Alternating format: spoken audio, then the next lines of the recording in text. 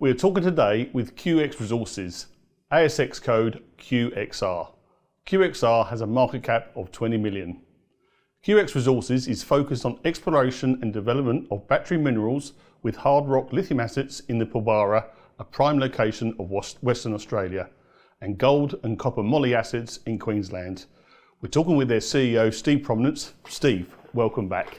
Thank you very much. So Steve, when we last called up with you back in May, QX Resources had just announced that it had signed a letter of intent with Liberty Lithium in California, USA. Yesterday, you announced to the market that you had advanced discussions and due diligence on this lithium brine project. Can you refresh us on what it was that made you like this project and walk us through what has happened over the last few months and maybe elaborate on what your detailed due diligence uncovered? Oh, thank you. So first of all, what attracted us to the Western US in general is location. So you get all the benefits of South American brines, but in a better location. This particular deposit has scale, a large basin, very encouraging results, and it's also just across the border from the longest lived lithium brine operation in the US of Albemarle's in the Clayton Valley.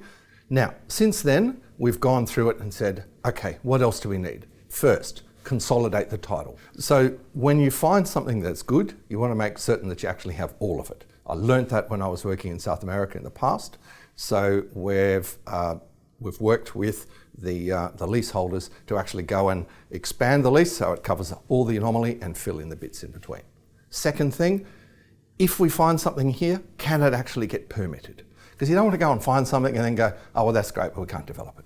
So we spoke to the local regulators, the local county. We had different people asking those questions, like lawyers. And the great thing is, the mineral rights actually have water rights attached to it, unlike in Nevada. So as long as it's not potable water, like for drinking, we can actually access that. And then last of all, infrastructure. The infrastructure's already there. We knew the roads were there, but there's power in the place, there's access to water. So if we find the right sort of thing, we should be able to develop that. And what does that mean for investors? You should be able to do it at a lower cost. And what feedback have you seen so far from sort of local stakeholders and regulators? This was critical in our decision process about moving forward. So we've spoken to the regulators and they're very keen to see these sorts of developments in the area. This part of California, it's the largest county in the state and it's got the lowest population. They have a borax operation there. It's been running for many decades, as well as this salt operation.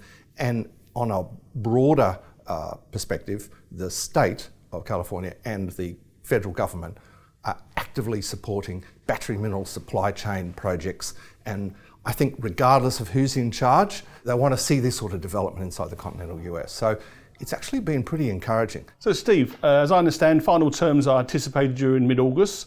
Once these have been finalised, what happens next? Right, so first of all, we'll come out with the announcement and the deal terms. And then that will then lead to drilling.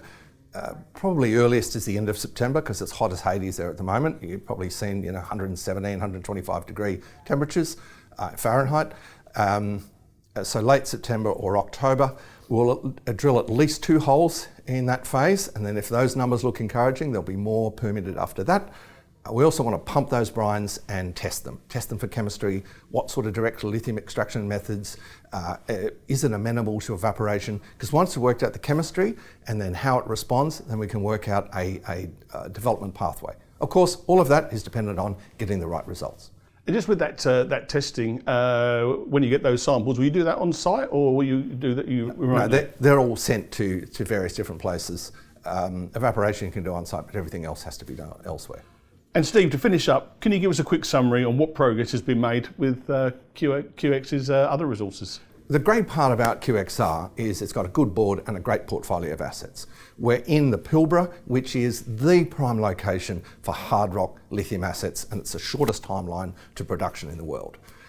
We weren't successful with our initial drilling, but we've got a whole portfolio of projects. We're back into the field next week. We're going to airborne survey in a few weeks' time. So I would be surprised if we don't turn up something that looks pretty encouraging there. Second, we've announced how we've got a significant holding, nearly 40% of a private company called Bayrock, and they have high-grade nickel sulfide assets in Sweden. Europe wants to see development, just like the US, the battery mineral supply chain.